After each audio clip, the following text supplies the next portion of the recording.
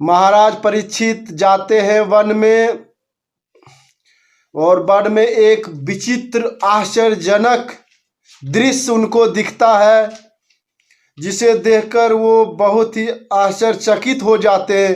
कहते यह क्या? बोलो हमारे राज्य में ऐसा क्या हो रहा है?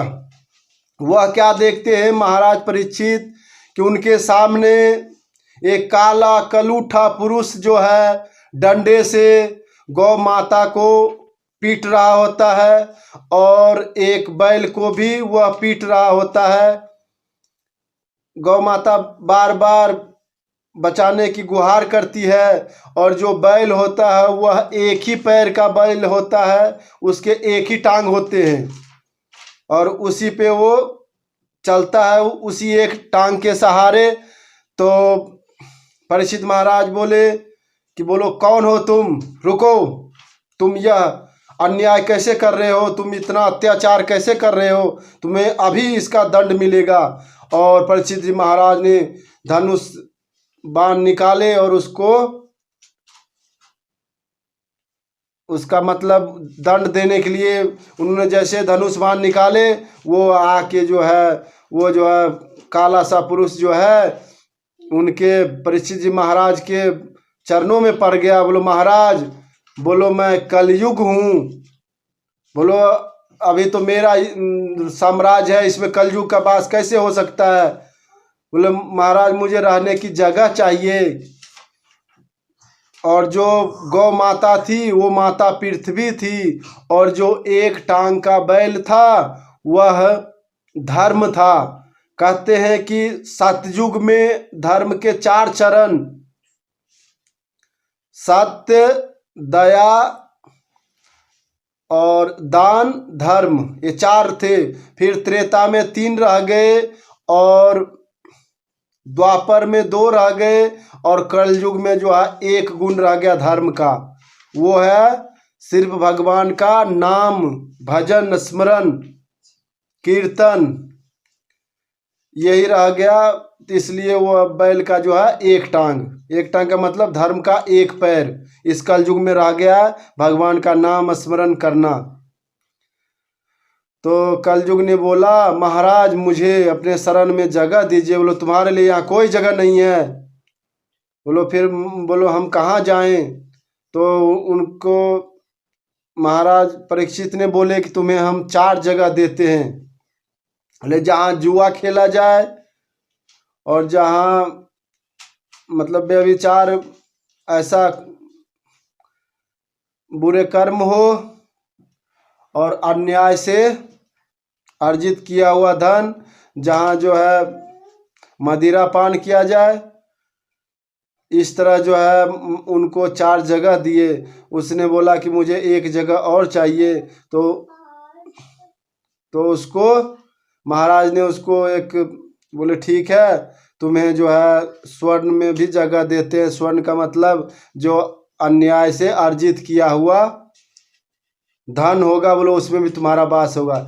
जैसे ही इतना बोले महाराज परीक्षित, कलयुग जो है अपना प्रभाव दिखाना शुरू कर दिया, और वह कलयुग क्या किया, वह जो है महाराज परीक्षित के सिर पे जो मुकुट था उसके अंदर वो प्रवेश कर गया, और वो अपना प्रभाव दिखाने लगा।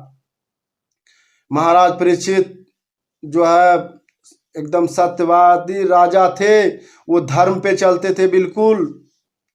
और जंगल में गए एक कुटिया में, वहाँ एक संत जी ध्यान में बैठे थे, और परीक्षित जी गए और बोले कि कोई है यहाँ, मुझे प्यास लगा है, मुझे पानी चाहिए।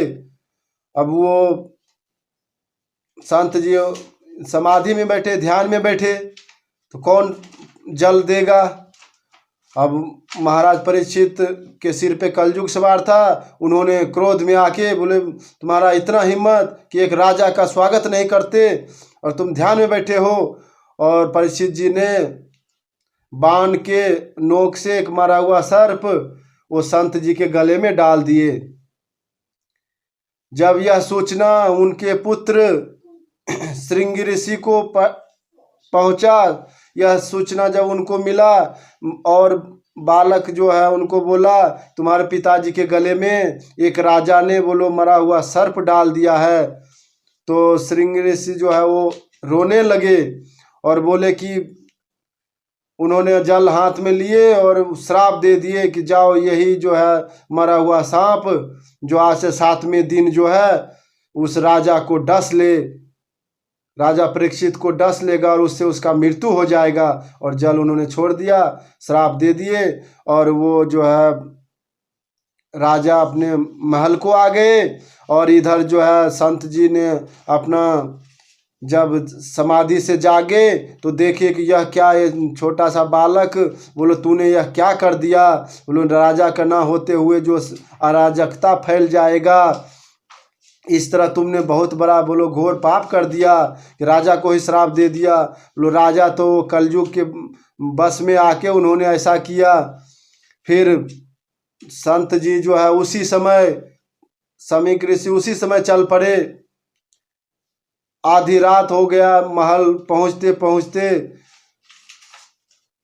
गेट पे गए, दरवाजे पे गए वहाँ राजमहल के, और सेना को बोले कि तुरंत राजा को सूचित किया जाए कि बोलो तुमसे मिलने के लिए ऋषि जी आए हैं। तो गया सेना और जो है महाराज को बोला कि आपसे मिलने के लिए एक संत ऋषि आए हैं। तो राजा भी जो है चिंतित हो रहे थे, परेशान हो रहे थे कि मैंने यह कितना मतलब ऐसा कर्म कर दिया जिसका तो दंड मुझे मिलना ही चाहिए। और तुरंत खड़े होके गए संत जी के पास, प्रणाम किए और बोले प्रभु मैंने ऐसा कार्य किया, उसका दंड हमें मिलना ही चाहिए। तो संत जी ने सावधान किए कि हे राजा तुम्हें इसका दंड मिल चुका है और जो है हमारा पुत्र तुम्हें श्राप दे दिया है कि जो है आज से 7वें दिन तुम्हें जो है वह तक्षक नाग बन के जो मरा हुआ सांप तुमने वो मेरे गले में डाला, बोलो तुम्हें डस लेगा। इसलिए सावधान हो जाओ, अपना मुक्ति का मार्ग जो है मुक्ति का उपाय कर लो। और उसी समय महाराज परीक्षित जो है पूरा घर परिवार राजभवन सब छोड़ के गंगा के तट पे चले गए और अनशन पे बैठ गए। बोले 7 दिन में मतलब किस तरह मुक्ति होगा। तो इस तरह जो है महाराज परीक्षित की कथा हमने आपको सुनाए और शेष कथा जो है अगले वीडियो में सुनाएंगे। मोटिवेशनल गुरु चैनल को सब्सक्राइब करें, वीडियो को लाइक करें, शेयर करें, कमेंट करें। हर हर महादेव, जय शिव शंकर।